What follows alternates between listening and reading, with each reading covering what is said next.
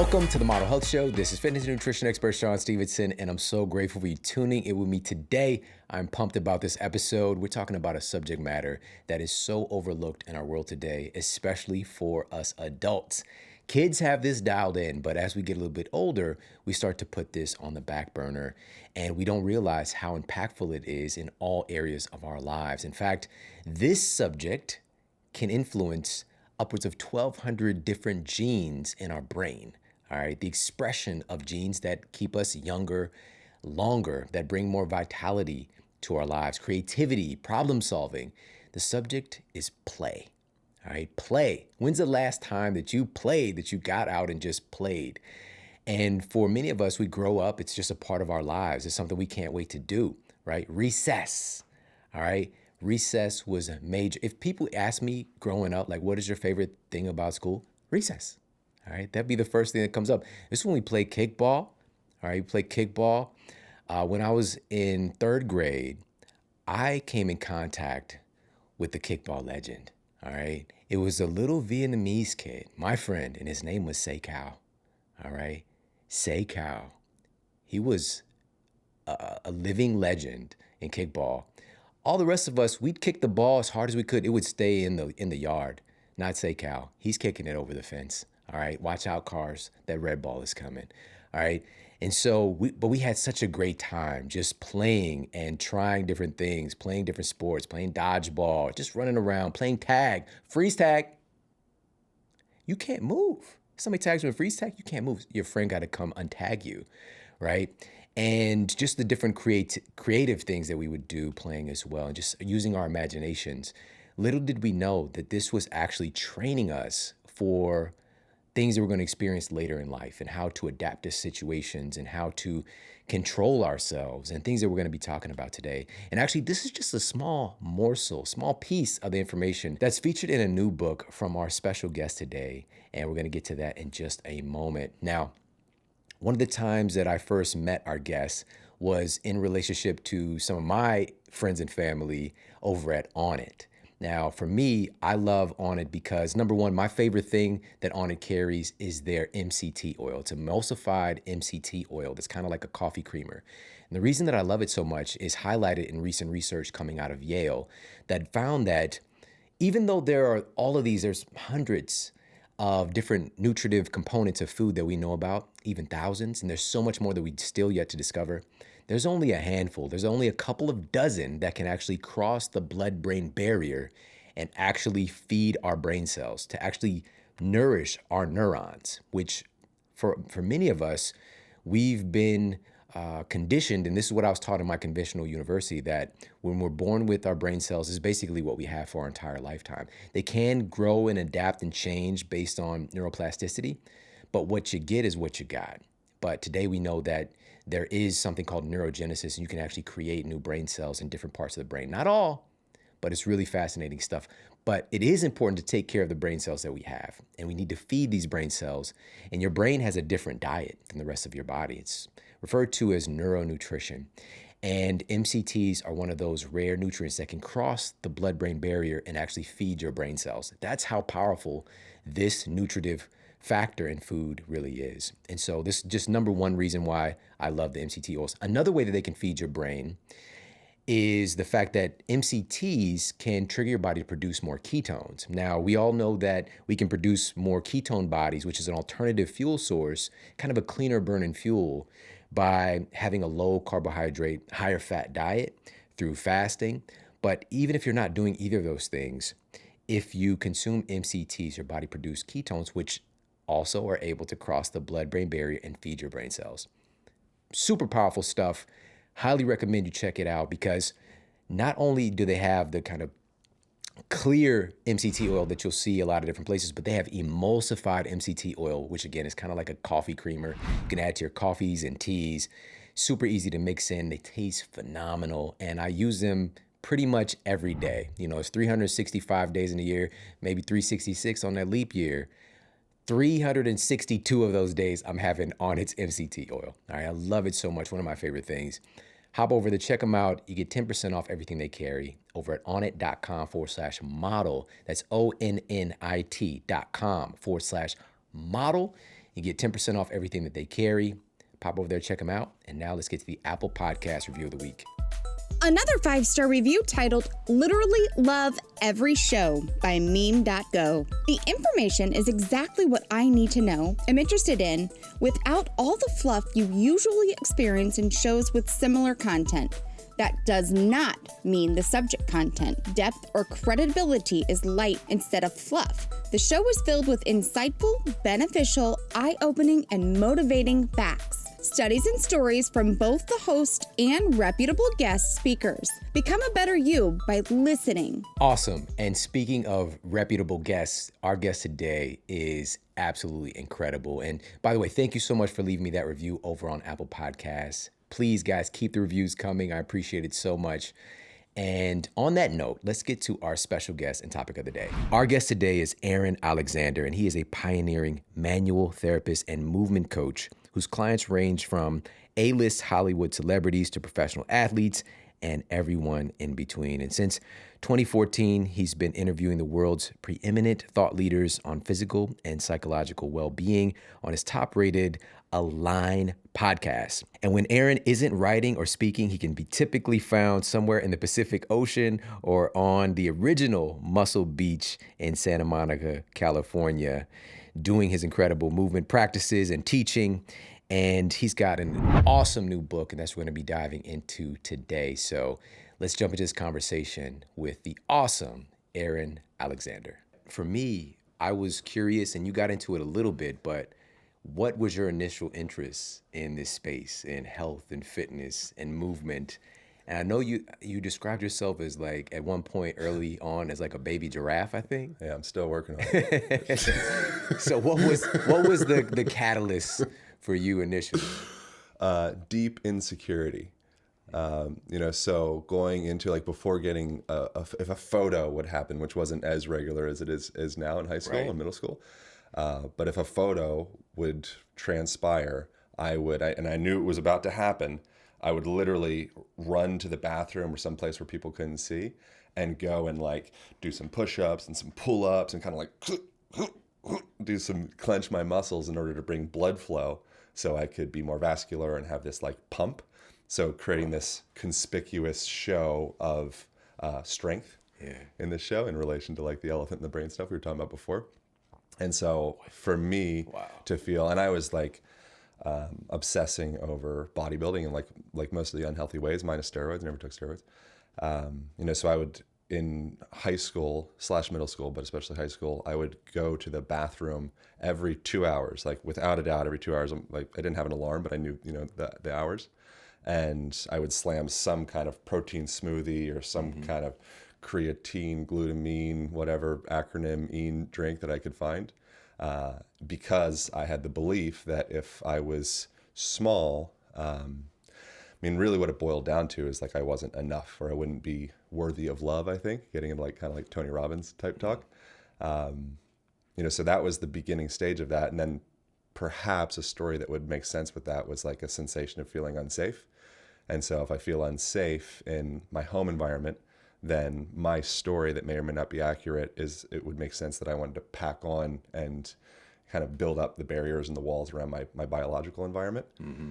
And then eventually you do that long enough, people can't come in because you built the walls so high, and then you start to almost suffocate inside of yourself.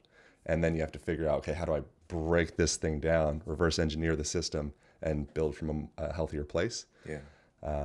And I'm like still working on it. Yeah. And that's the thing. It's amazing because we're always in process. You know what I mean? And I think just to take a quick step back, I'm curious, what did you feel you needed to create this outside, this exterior of, strength or courage? Like, what were you feeling unsafe about? So I mentioned in the introduction of the book, so my dad randomly beforehand, he was like, throughout my life, he was like, he'd take me to ice hockey practice at we'd get up at 5 a.m. and go to ice hockey practice, and we'd go on hikes, and he was a falconer. We'd hunt bunnies with hawks on our arms. It was a very interesting upbringing. And he was like a successful stockbroker, and led this very idealistic life in a sense. My mom she was like third runner up to Miss America, and my dad was this GQ model superstar guy. It was just, it's very like, wow, as perfect as you could possibly envision. That was that. Then all of a sudden something happened in his mind or life, or I don't know what exactly, but he became deeply addicted to crack cocaine. And from there he got into he was like selling women. He was like got into pimping. He'd come home with like bullet holes in the car sometimes. He'd have like black eyes from getting like beat. He was like at the absolute bitter end of his life. Like every day, repeatedly, I would kind of rehearse, okay, today's the day. I'm going to get back. He's not going to be there. So there was this sense of, and I think really what it comes down to likely is, and now, by the way, he's done really well. He's like in love, and he's like, he's like sells insurance, and he's looking to get a place in Florida, and he's like totally turned his life around, which is really fantastic, which feels really good. But yeah, I think there was a deep sense of abandonment, like the primary male figure in my life, which may perhaps be why I have kind of like an affinity towards respecting you a lot, because you very obviously show like this really strong presence as a male figure in your home, which is a huge deal, like a really huge deal. And, so I think I had this seed of abandonment perhaps kind of instilled at a really pivotal point in like a young boy's life.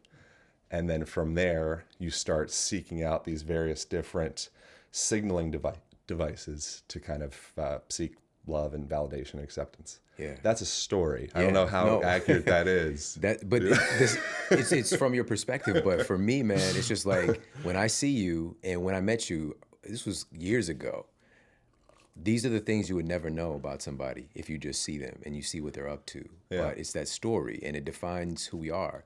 And it's so amazing because those are like the catalyst for you to really do the work that you're doing today, and your empathy and your ability to understand people, help people through stuff.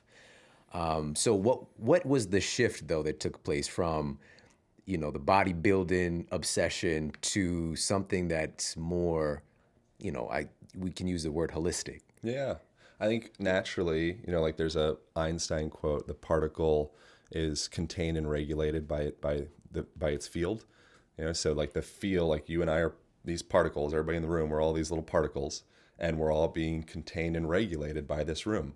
These lights are affecting us, the windows affecting us, each personality, we're like in this stew.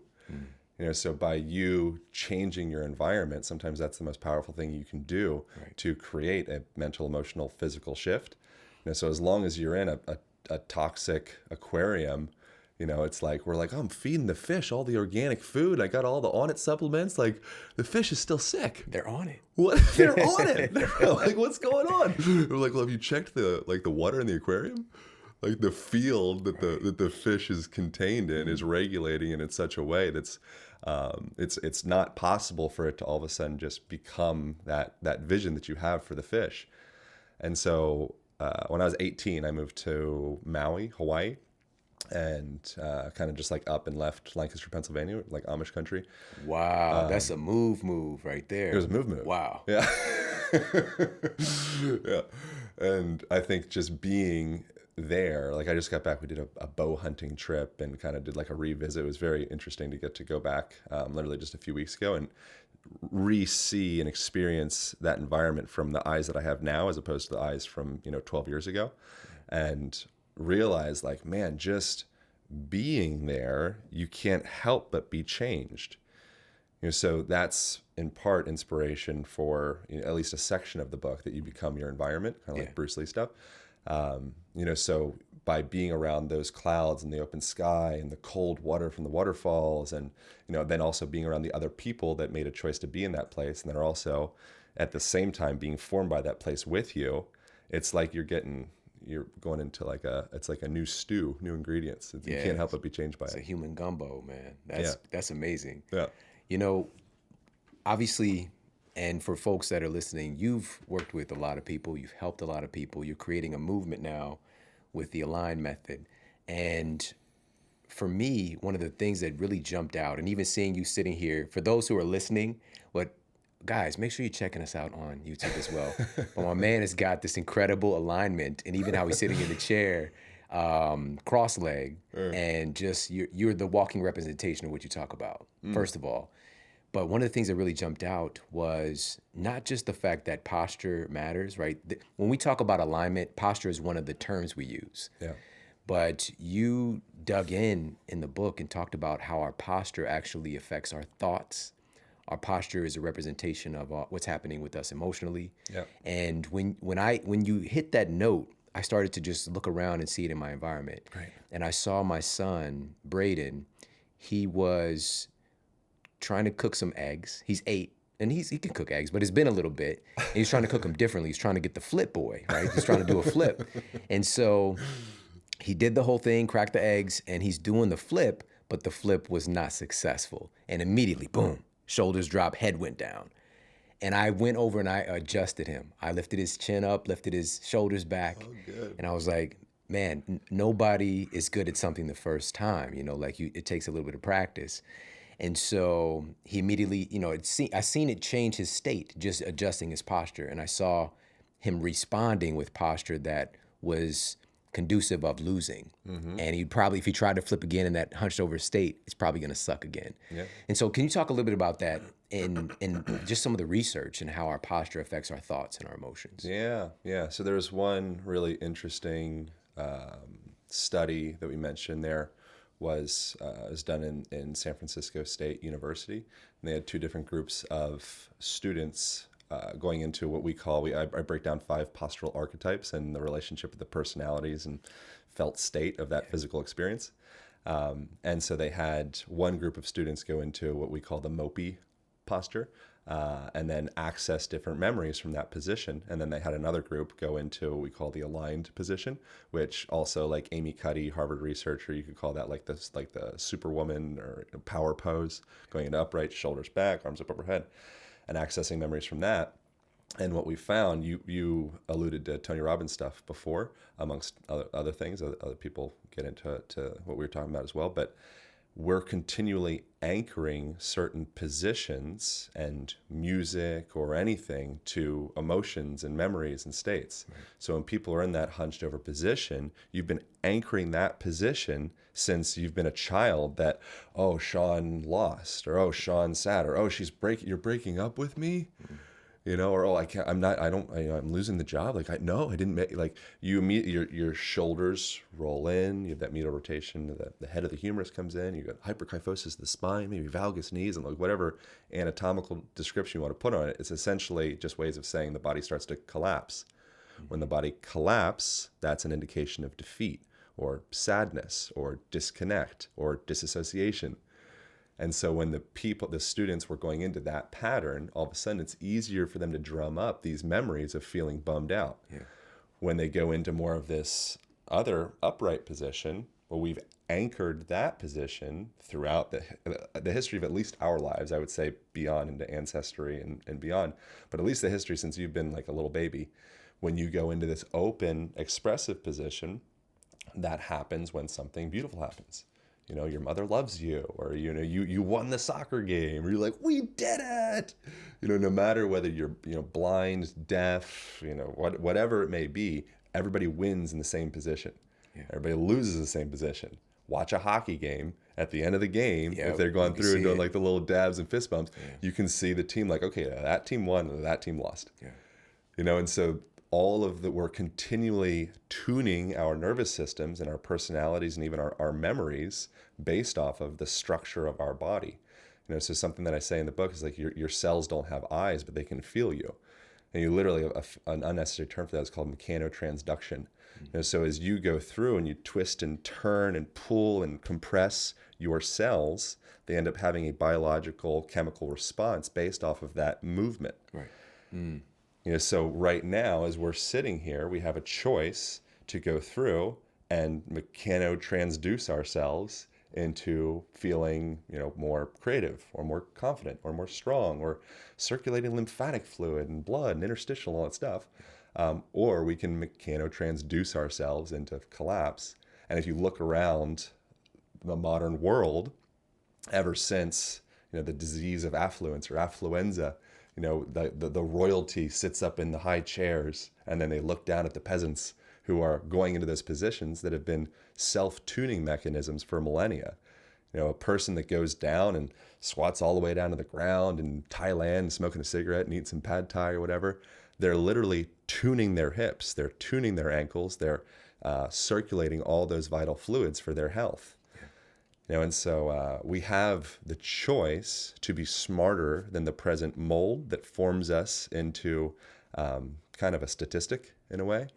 And with statistics, there's, like Mark Twain said, there's lies, damn lies, and then there's statistics. Right. So you can kind of paint the statistics depending upon what you want to put your lens on and create that story.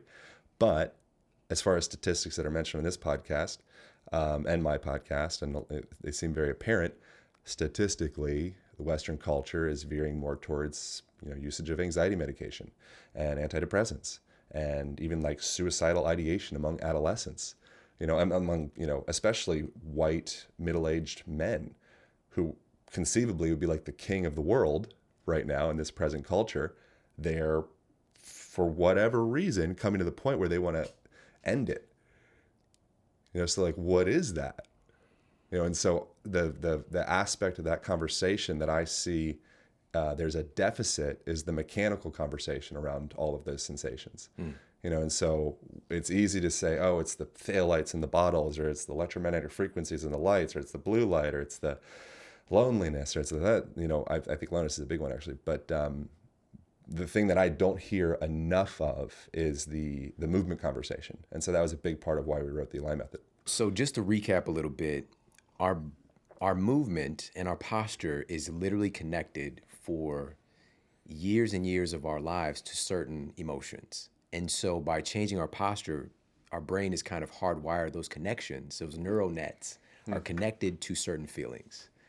And when you gave that example of the hockey team, the ones that win and lose, even on the losing squad, when you see the slumped over shoulders, you'll see a couple of guys that are still proud and standing in a different stance. Usually the team captain. Yep. That's going to go rustle the guys up and let them know, hey, this was just this experience. We're going to come back next time, right? So we have the ability to conscientiously and kind of create the habit of changing our state through changing our posture. And both of them kind of mirror each other. Is that correct? Yeah. Well, so that's the same thing we were talking about, like the whole Ram Dass stuff and identifying with something deeper than just, okay, I am my victory in this hockey game.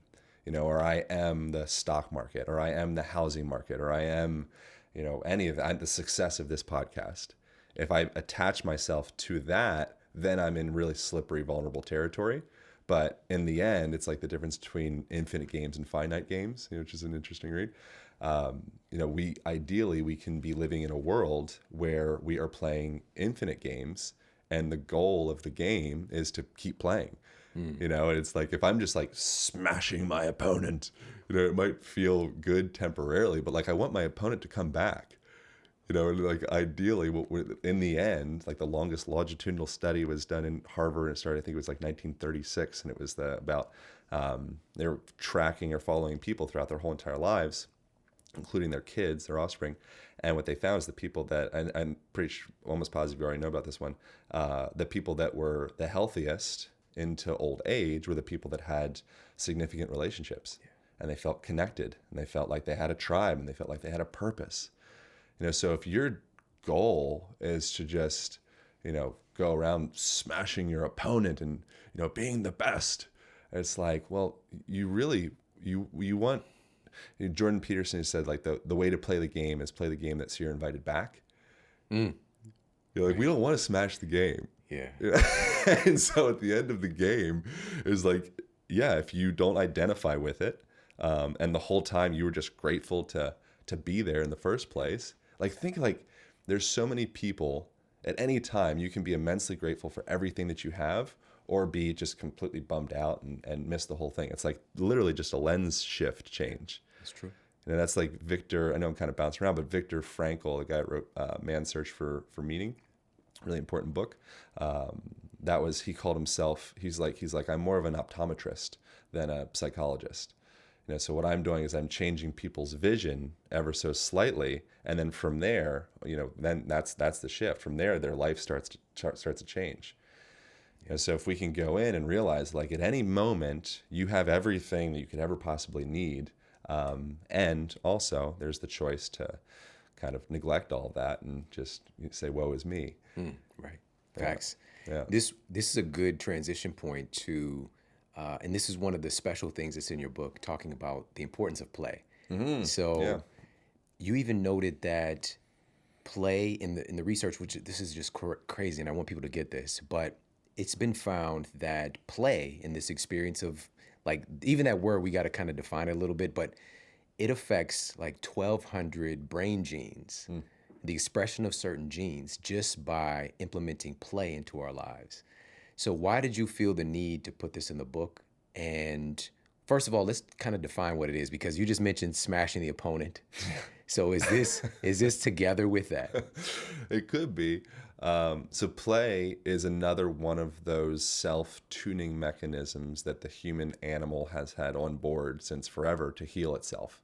Yeah. You know, kind of like the stuff we were referring to before, like naturally there's certain positions that you want to kind of go into that many cultures do, such as spending time on the ground, that, you know, they call them archetypal postures of repose. Is a guy, Philip Beach, Muscles and Meridians book is what he referred to that as, and we kind of mirror that in the Align Method book. Naturally, the body wants to go into these positions. Look at your dog, look at your kids. They do these things, and you're like, what's that dog doing that down dog position? He always does that. You know, is that he's trying to be cool? It's like, no, his body at a deeper subconscious level knows that that's helpful with opening up his lungs and his shoulders and all that. Why do those ducks or penguins or dolphins or humans, why are they inclined to play with each other? Like, what a waste of time. You know, and what you find out is that if we can create that, which you do really well with your family, again, and just yourself and your life in general, it seems like you perceive the world from more of a filter or a lens of play, which I think is one of the most invaluable things that any person can learn from just, you know, experience in life. But that social engagement with another being is the fastest way to jump one's autonomic nervous system, that part of their nervous system that we can't control, but we kind of can because we can augment the environment, back into a more rest, digest, healing, restorative state. You know, so if you are, again, you're looking for these supplements, and I'm taking melatonin because my sleep's off, and I'm taking 5-HTP because my serotonin's funny, and I'm doing I got all the supplements, man. You know, it's like, well, when was the last time you lightened up and had some human contact and like had a wrestle with somebody? Because that's all you wanted to do when you were 10. And then we got the signal that it's not so appropriate to do that because you need to stay inside the room, inside the walls, inside the books, stay still, or else you have some mental disorder. And so we learned that at a young age. And during that time, our deeper biology is pushing up against those walls and saying, I want to grow. And the teacher's like, You know, so at some point, play is kind of, I think, shamed, perhaps for some in our lives, and it's considered like childish or nonsensical. Stop playing. Why are you playing? You know, it's like you know, like Alan Watts talks about, you know, a serious relationship. He's like, I would never want to be in a serious relationship. That sounds terrible. Yeah. I want to be in a loving relationship, a nurturing relationship, a playful relationship, a dynamic relationship. The second that you and I, Shawn, are in a serious relationship, I'm ready for the door. Yeah, that's scary to me. You know, coming in from my culture, there's this term that's used a lot, like you play too much. Right. You know what I mean? So it's just like we're already kind of cultivated to be more serious, right? To stop playing, get a job, grow up. And this is a true story. Just last night, I was working on a project all day. Like there's a deadline and I came downstairs and my son Braden, just because this is the environment that we've created and we've done this many times, he's sitting on, we got a rolling chair on this hardwood floor that should not be there, by the way. But somebody just always ends up on it. And he sits on, he's like, Dad, can you push me around on the rolling chair? And we don't just push around like I go as fast as I can around the house, and there's stairs, like there's all kinds of treacherous situations, but we're just rolling around, running around, like literally like within 60 seconds of me coming downstairs from all of this tension, And so we did that, and then after dinner, my oldest son, who's 19, and my 8-year-old, they were just like fighting for like 20 minutes, right? Just play fighting, It's going back and forth. They're hitting each other. They're rolling around. They're tackling each other. They're throwing objects. An arrow got involved. I don't know where it even came from. And of course, like we get to the point as parents, like, would you guys stop now? You know what I mean? And they're just having a good time. And so I catch it in my mind, like, no, they're good. They're having a good time, even though there's some screaming going on. They're having a good time. And so just remembering that, and for me to engage in it more, because a lot of times I start it, and I get to the point of like, okay, that's enough. You know what I mean? But for me, it's just being aware of it in my mind and engaging in the play, because dang, it feels so good and it's so fun. And we all feel so much more connected, which is a side effect that you don't really even think about. It just happens, So I'm so grateful that you put this in the book and the research on it, because it's such an important thing and something we could take more advantage of. Yeah. So within that, there's something like with dog. I mean, there's so much there to what you just said. There's like dogs. A young puppy naturally wants to bite. It wants to learn to bite. It wants to use its jaw. So it's learning how to control its bite reflex. And so if you're like, no, no, all that time that, deducing out like all the neurological development and such from getting to use the jaw and go through those ranges of motion, just it being able to learn how to effectively learn boundaries. Okay, this is too much bite, not enough bite. It becomes such a precise mechanism to know down to like the smallest little decimal of a fraction of a distance of like, okay, that's the perfect amount. When your kids are doing that, they're learning a lesson that they absolutely will never be able to access in a textbook. Yeah. If you teach them about, oh, this is boundaries, this is respect, the time that your son all of a sudden like started crying or like decided like he had to slap him because it was too much, like that, we had a learning experience. Like, it's just great. Right. But instead we try our best to put things down into these two-dimensional models and contain it and put inside of these boxes and like, okay, we'll get everything from the book. But there's the recent Michael Moore documentary. I think it's called Where to Invade Next, Who to Invade Next. Have you seen this one? I haven't. No. Oh, it's good. Highly recommend it. And he goes to different countries, mostly in Europe, and he invades their ideas to bring them back to the United States. And he brings this flag and he like puts it down in school systems in Finland and whatnot. And what he found was the system, I think it might have been Finland or Norway. It's irrelevant where the place was. You watch the documentary, but it was the best school system in the world. Like the students, their GPAs are great. They're just like, they're killing the school system.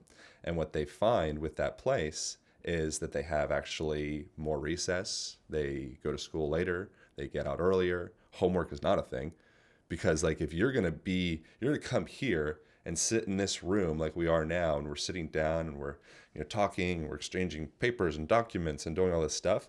When you get done with that, you need to go play. Yeah. You need to consolidate those memories and that information, and you need to kind of allow yourself to go into like unwind. Yeah. It's the other side of the coin.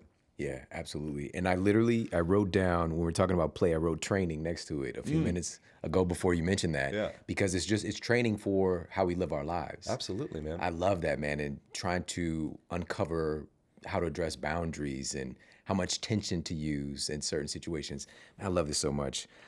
One of the things in talking about the mechanotransduction and just kind of leaning back on that, I want to talk about Davis's law and how, because I mentioned how our environment is kind of set up in such a way, but it's not just the physical stuff. It's also, there's a mental and emotional structure in the household as well. But our environment itself, the physical environment, literally shapes our bodies, shapes the way that we look, the way that our bodies are structured. Can you talk a little bit about that? Yeah, for sure. Yeah. So our body, I mean, we continually have, you could call it fibroblasts and osteoblasts and osteoclasts, and these blasts and clasts that are the blasts are building tissue, and the clasts are, or you can remember, is chewing tissue. So throughout the day, so that's like for people listening, you can look up fibroblast and fibroclast and osteoblast. You continue right now as we are sitting down having this conversation. We were both under construction. It never stops. So we have this belief, maybe not me, maybe me, maybe I've learned this belief, but it seems, like it goes beyond that, that when you're in the gym, that's when your body's building.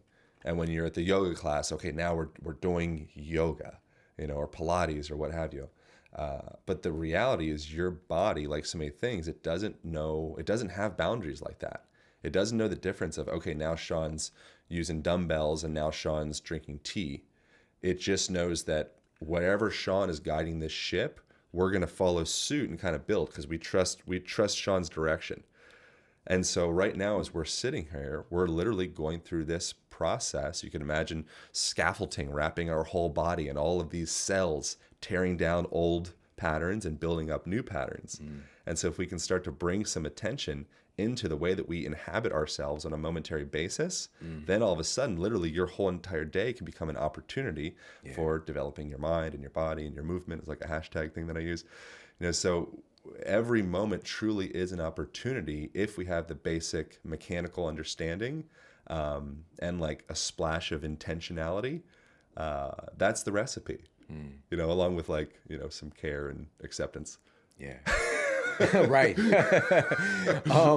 So for me, I just think about how our culture has shifted recently and our bodies and I don't think we get this with extreme circumstances. Like if somebody has a cast on or if they're bedridden, they're confined to, a certain situation where they can't get out of the bed.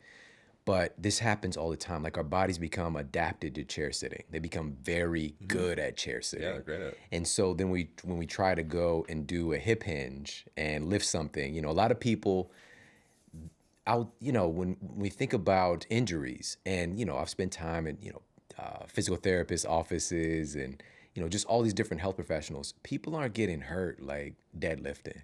Nope. They're getting hurt picking up Pillows or like picking up a bag of groceries, like a bag of just toilet paper. You know what I mean? Just because their body is so adapted to their environment, which is for most of us, it's spending a lot of time sitting. And so just bringing that up and understanding that. And in that section, I think this was the section in the book, but you talked about some of these concepts. We've talked about proprioception on the show before, but you also talked about neuroception and interoception. Yeah. Right? I just said interception. Yeah, that's good too. Interception. Football play. Let's get in that. Shout out to my son. Yeah. He had pick 6 recently at his college game. But interoception, neuroception, proprioception. Yeah. So let's talk about those 3. Yeah, absolutely. The neuroception one is kind of a new one from Stephen Porges. Polyvagal theory is kind of the origin of that. And essentially it's the state of kind of what we've been talking about the whole time and the social engagement kind of jumping you up the autonomic ladder back into a rest, digest, heal state. Neuroception, your body, your nervous system is continually regulating how safe it feels in the environment. So if you're a person that feels really safe and supported in your environment, all of a sudden it sends this signal through your nervous system that, okay, cool, it's okay to grow and to repair and to restore cells. And, if I'm a woman, I'm going to go through my menstrual cycle. If I'm, your body's like, okay, it's a safe time to work on that stuff. Versus if you get the subconscious cue that I don't feel safe in this environment, then all of a sudden you're going to start to wind up and kind of pupils are going to dilate and you're going to contract and shoulders might raise up and the sternocleidomastoid and the trapezius and scale, all the facial muscles, they'll start to kind of tense up. And that's that indication. Like you can see this. Have you ever been around a dog? We were talking about your Rottweiler growing up. Have you ever been around a dog that all of a sudden you can tell they switch and it's like, ooh, get your face away from that dog. Yeah, absolutely. Like this is bad. Yeah. It's fine, but we need to slowly walk away from the dog. You can see it. And even if it's subtle, like you can even feel it. Absolutely. Yeah. Yeah. So what are you seeing? You're seeing maybe the hairs rise up a little bit. You're seeing maybe the neck stoops a little bit. You're seeing literally, you might subconsciously not realize you're literally looking at the shape of their pupils. And you see that dot, he's like, okay, he's like in fight or flight, like ready, he's ready to go right now. And so what we're looking at that dog's autonomic nervous system. He's just being played by his environment and his history. And something triggered that moment where that dog had the experience of it's time to fight. Whereas some other dog, he might not have that experience at all. And so if we can, that neuroception is kind of our deep subconscious sensation of safety in our environment. And then that kind of wraps into our postural patterns, can create a feedback for how well and safe and secure that we feel in our environment. So we can start to kind of pull in these strings from different angles.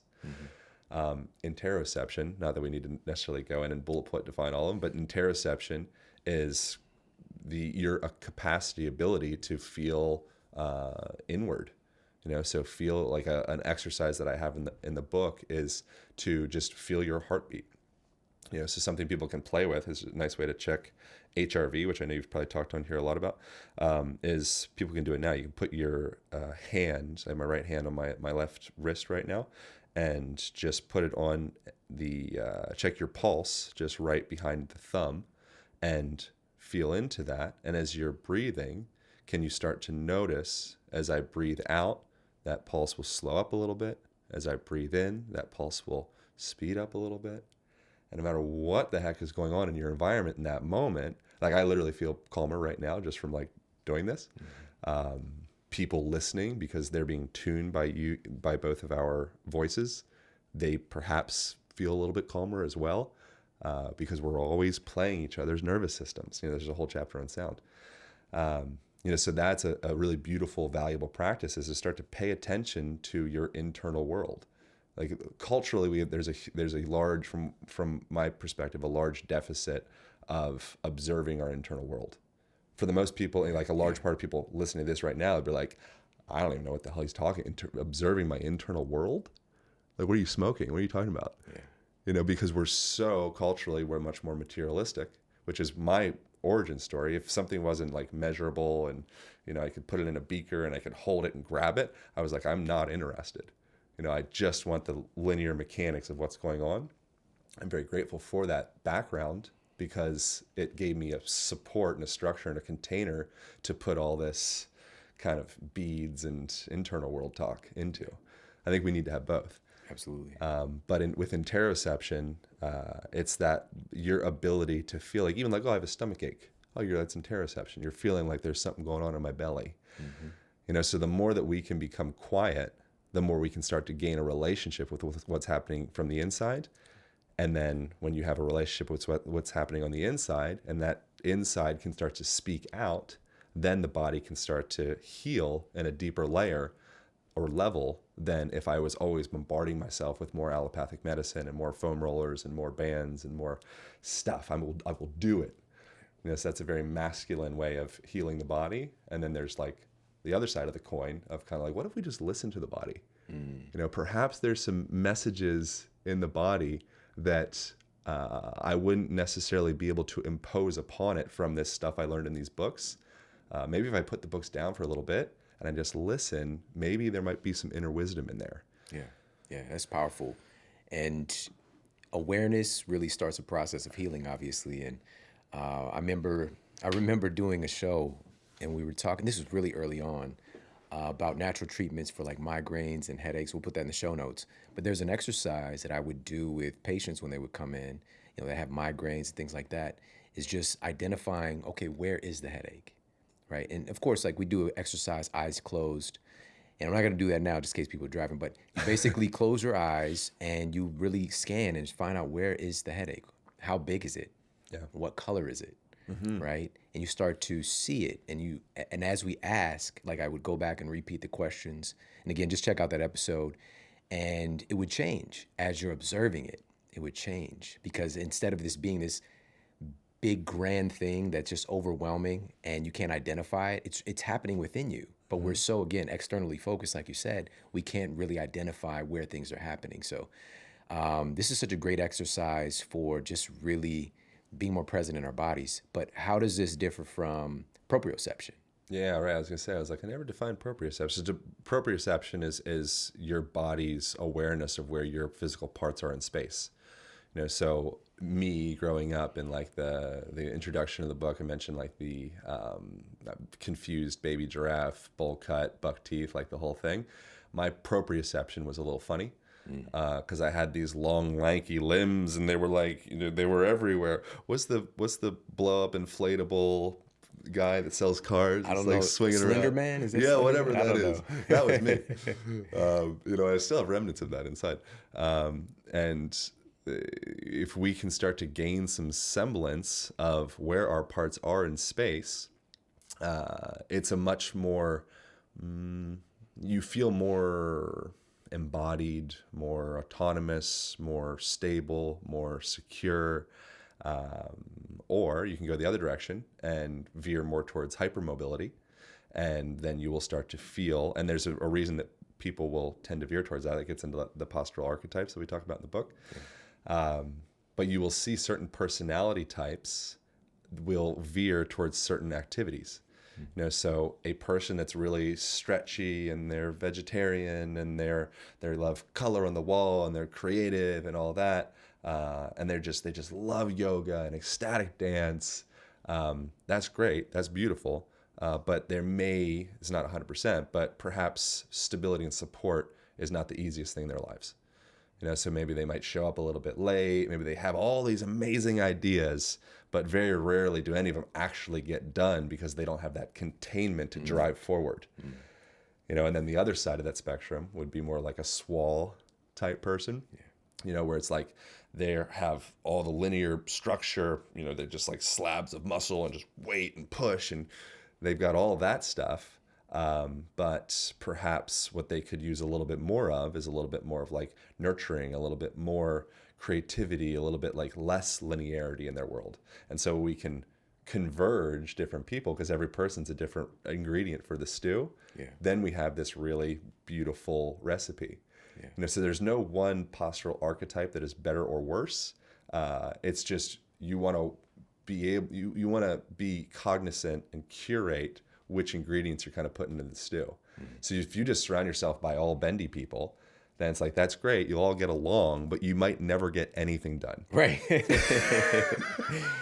This is awesome. And something that integrates all of these things is play. That's what's so powerful about it. And for me, when I think of proprioception, I think some of the best athletes, and even just in our own day-to-day lives, like we know if somebody's behind us, like they're too close to us, like we can feel it. We're aware of our body in space. And so like that running back can just kind of know, like sometimes it seems like you might have eyes in the back of your head, but working on that, again, play helps with that. And the internal stuff that we've talked about, we've given a couple of exercises for that. So this helps to create an integrated whole person. And which we all are, but we might not realize it. And so I want to talk a little bit more about some application and some exercises we can do to become more aligned. And we're going to do that right after this quick break. So sit tight, we'll be right back. When I was a kid, I don't know about you, but I grew up drinking KoolAid, but we were kind of broke as well. So again, moving to the environment, we had Flavor Aid, okay? So it wasn't even like the legit KoolAid, it was Flavor Aid. And it didn't quite taste as good, right? You had to put a little extra sugar. And the amount of sugar that we would use, it's gotta be a law against it. I mean, it's gotta be some kind of criminal act of like poisoning or something, but it would be like a cup in like a 2-liter KoolAid concoction. You got like a cup or two of sugar you're just pouring in there. And that's how I grew up, right? Or Tang. Do you remember Tang? Right? Tang had a little hit you right here in the throat a little bit, had a little tang to it. But for me, we had that experience, but KoolAid was not very portable, all right? It wasn't very portable unless, when I was growing up and going to school, some kids would actually have a bag of KoolAid mixed with sugar. And they would straight just like put the finger in, lick it, all right? It's like they were walking around like that or have some type of an object to be able to dip and to eat the KoolAid mixed with the sugar in the bag. It's a true story, all right? Other than that, not portable in liquid form until they came out with the KoolAid Jammers. Okay, the KoolAid Jammers, a little plastic, but it was shaped like the Coke bottle. But you twist the top, squirted in, and that was the portability of KoolAid was now up leveled. Since then, I have better moved on and better learned about the dangers. There's, artificial colors and flavors and the massive amount of sugar. Obviously, we know that that is not conducive to our health and wellness. And so, but what can we do to get some of these delicious flavor sensations? Because what the KoolAid package said was strawberry or fruit punch, right? But in reality, there's 0% fruit in the fruit punch, 0% strawberry in the strawberry, right? But today, that idea has been up-leveled, because what some of the best companies out there know is that we don't want to try to change society's behavior overnight. We want to upgrade the things that people are already doing. So if we know that people are going to drink coffee, let's find a way to upgrade that. If we know that people are going to be drinking fruit punch and so-called juices, let's find a way to upgrade that. And that's what I have with the red juice blend with Organifi. So this isn't the artificial flavors and colors that we're used to. We're talking about real cold process acai, strawberry, cranberry. Also medicinal mushrooms are in there as well, like cordyceps. Blueberries in there to round it out, give it a little bit deeper color. And what I love about it, they've upgraded the KoolAid Jammer, and now we have the Go Packs, the instant Go Packs of Organifi red juice. I just went on a trip to Phoenix, and guess what I brought with me? Guess what I had in my Dora the Explorer backpack, all right? It's not that Dora the Explorer is on my backpack, but I'm being like Dora, all right? And so I have my red juice packets in my backpack. On the airplane, open it up, pour it in the bottle. I'm getting a massive infusion of nutrition. So I was just in Phoenix hanging out with Shawn T, who's been a guest on the show. Shawn T is like talking about a fitness icon, he is the guy, So I was there hanging out with him and his family and Twin Sanity, all right? He's got twins, and it was just an awesome, awesome experience. But when I'm traveling now, I'm bringing my Organifi Go Packs with me, and I highly encourage you to do the same thing. So again, they've got the new Go Packs right now. You need to check out that red juice formula. It's just incredible. Matter of fact, listen to this. I just came across a study, and this was from researchers at the University of Michigan. They found that blueberry, which is in the Organifi red juice, blueberries have been found to affect genes related to fat burning. All right, so it's not just you eat something and it's supposed to do a thing or to manage. Like, how does it actually work? Well, everything in our bodies, our metabolism is regulated by our genes. So this is influencing genes that actually activate fat burning. That's really, really powerful stuff. And so they also found, this was in the Journal of Nutrition, showed that the consumption of blueberries was also able to reduce insulin resistance in study participants. I'm just going to leave it at that.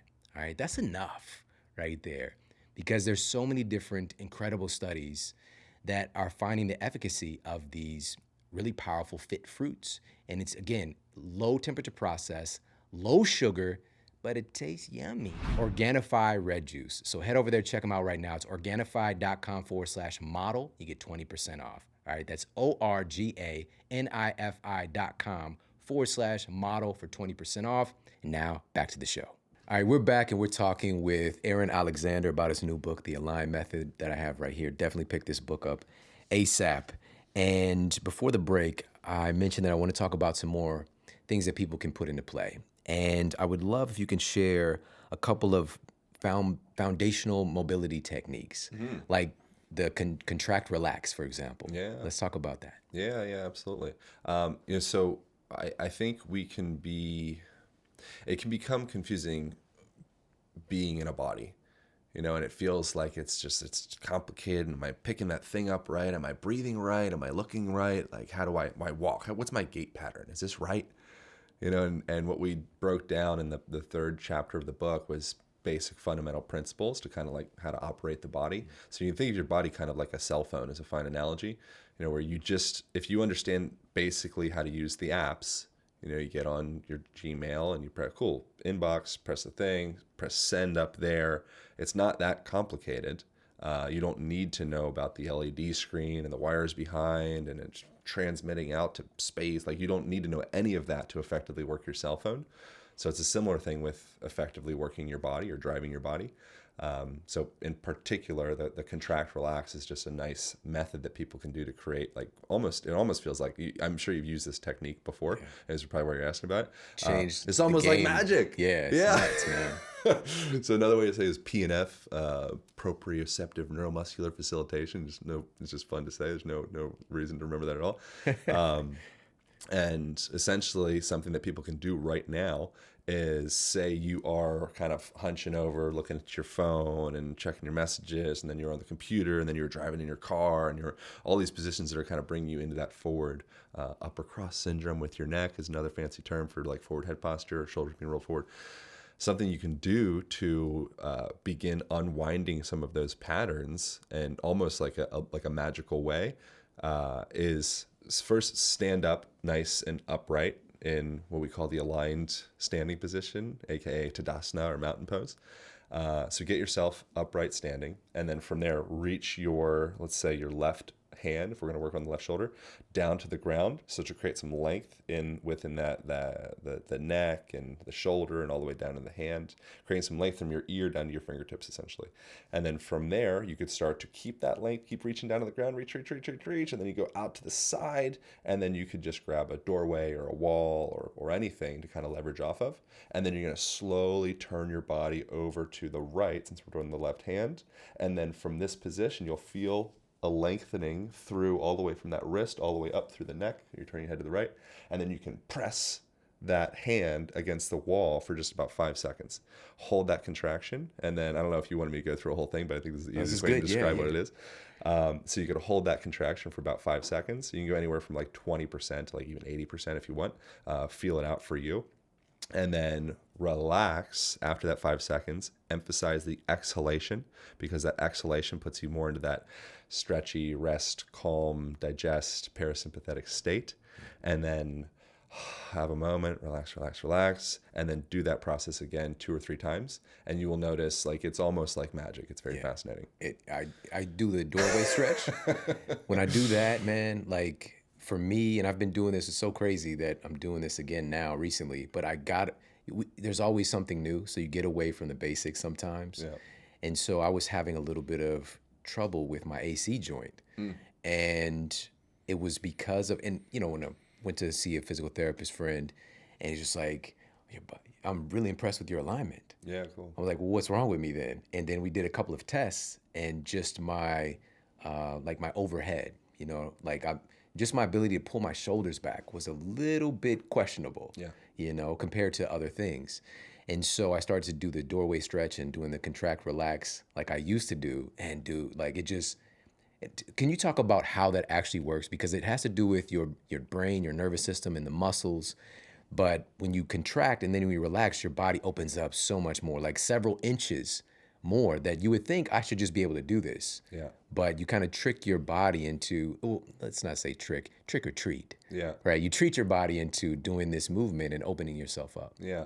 Well, it's kind of like, so something that I've done over the last decade is a combination of manual therapies like Rolfing and cranial sacral work and visceral manipulation, and then got into like Thai style body work and acro yoga and just all sorts of weird stuff. And that, you know, there's been various different like little wormholes I've went down and still going down.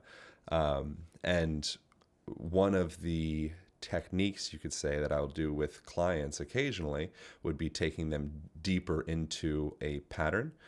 So if a person has a shoulder thing like you're describing, sometimes what you can do is, and this is a metaphor for relationships, so you don't have to be a massage therapist or, you know, a rolfer for this to be relevant, you can hold that pattern for them as opposed to them feeling the need that they need to hold it themselves.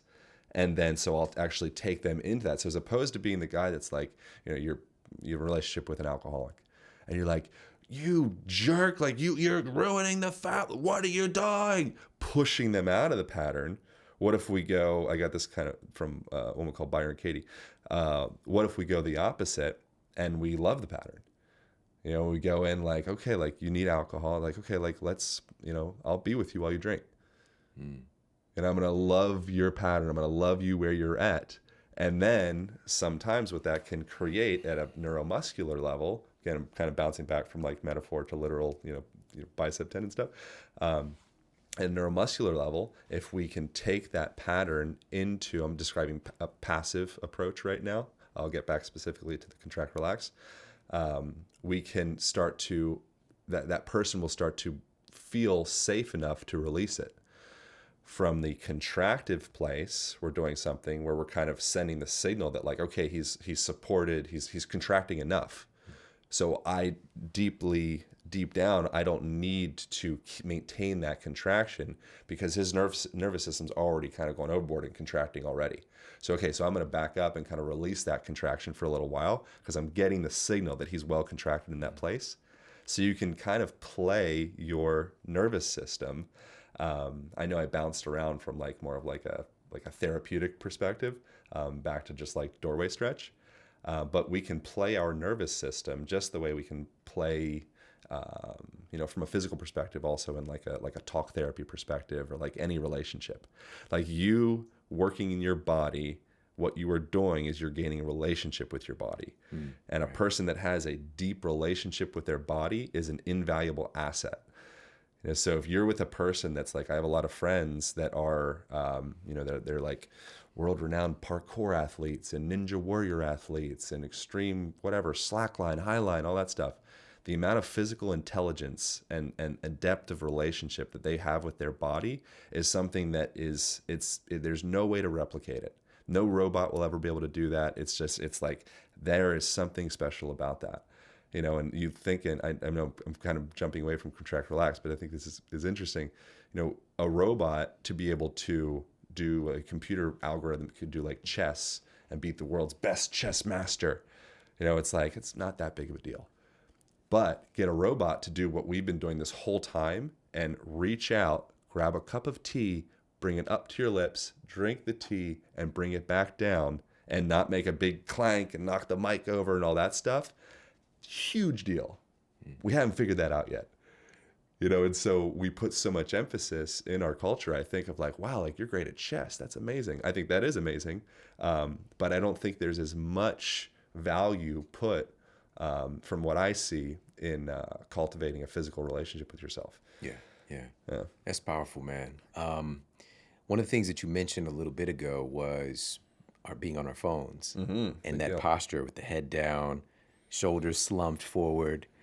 That is indicative of our posture when we are sad or depressed. And we're putting ourselves in that position more frequently, being on a device.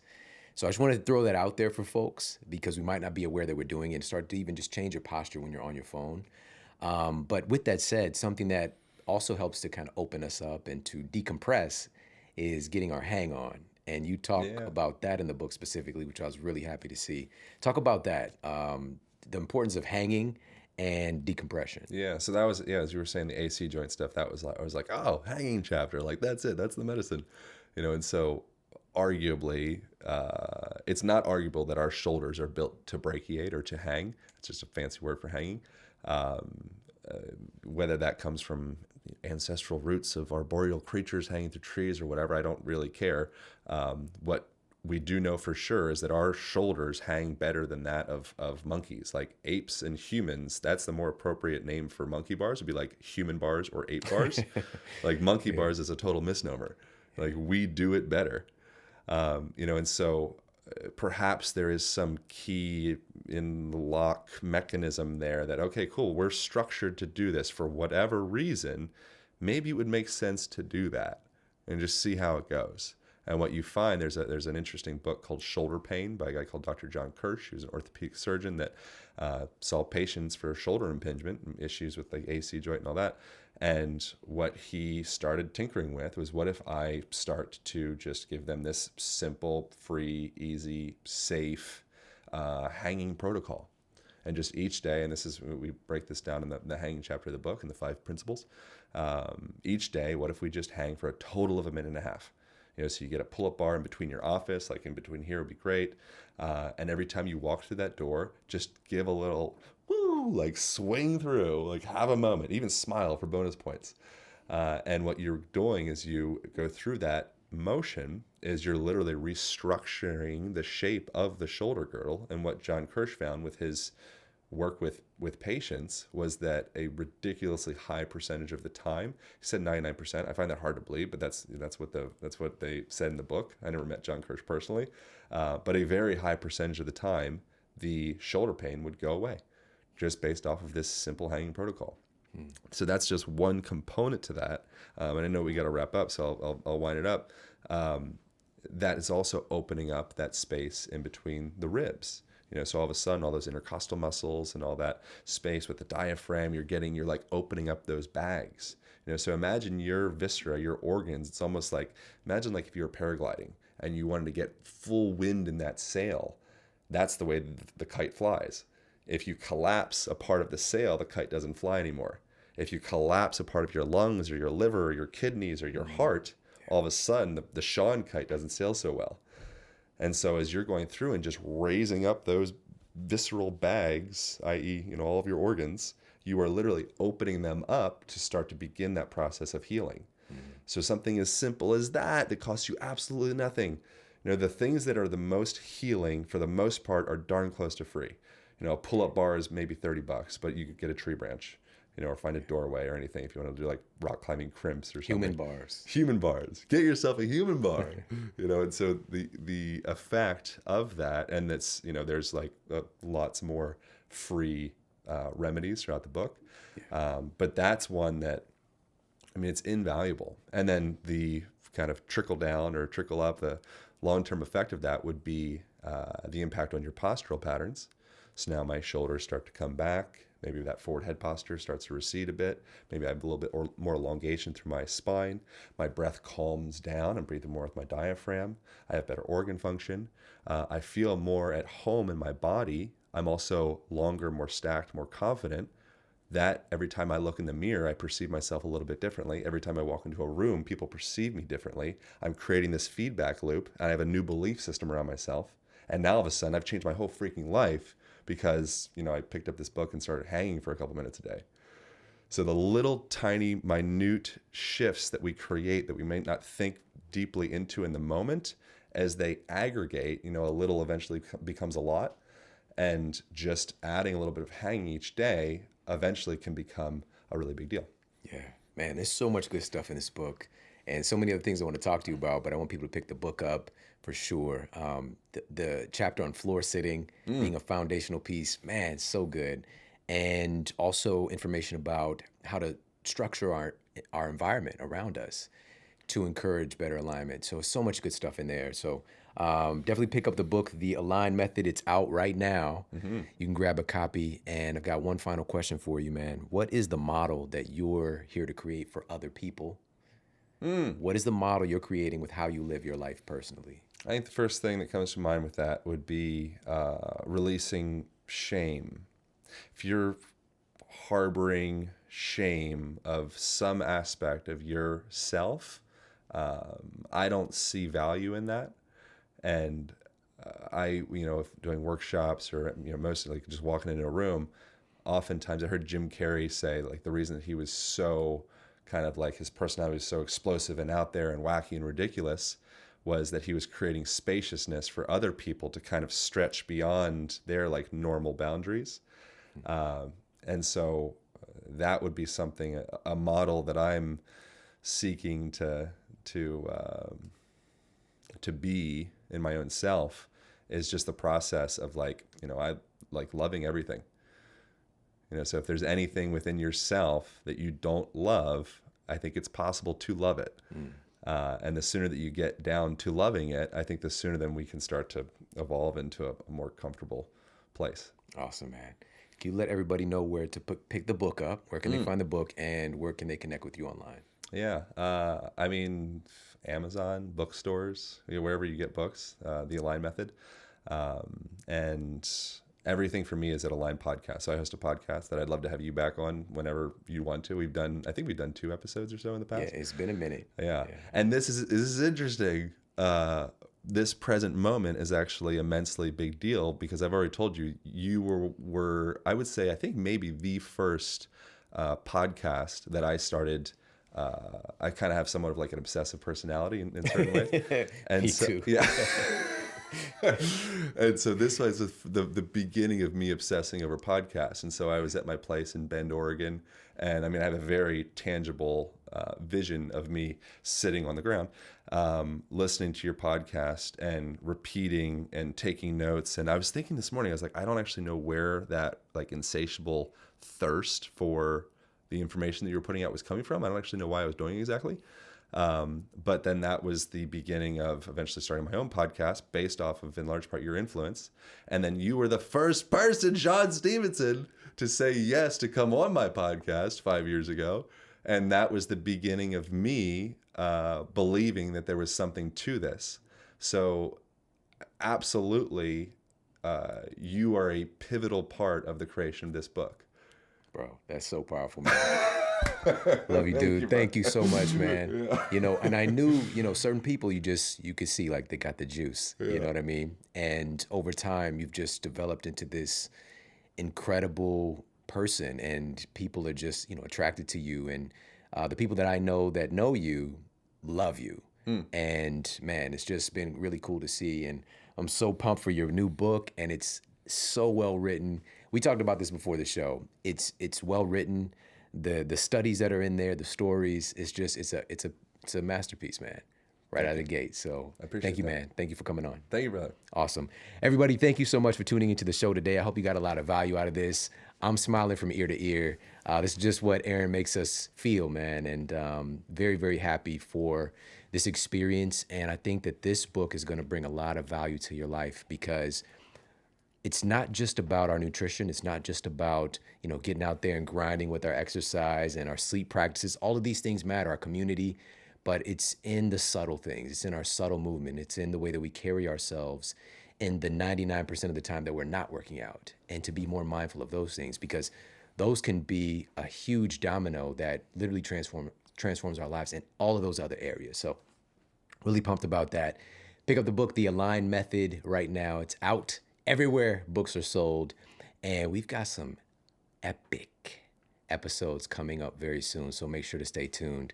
I appreciate you so very much for tuning in. If you got a lot of value out of this episode, tag me, share this on Instagram, Facebook, all that good stuff, and tag Aaron as well, and let us know what you thought about the episode. Instagram handle?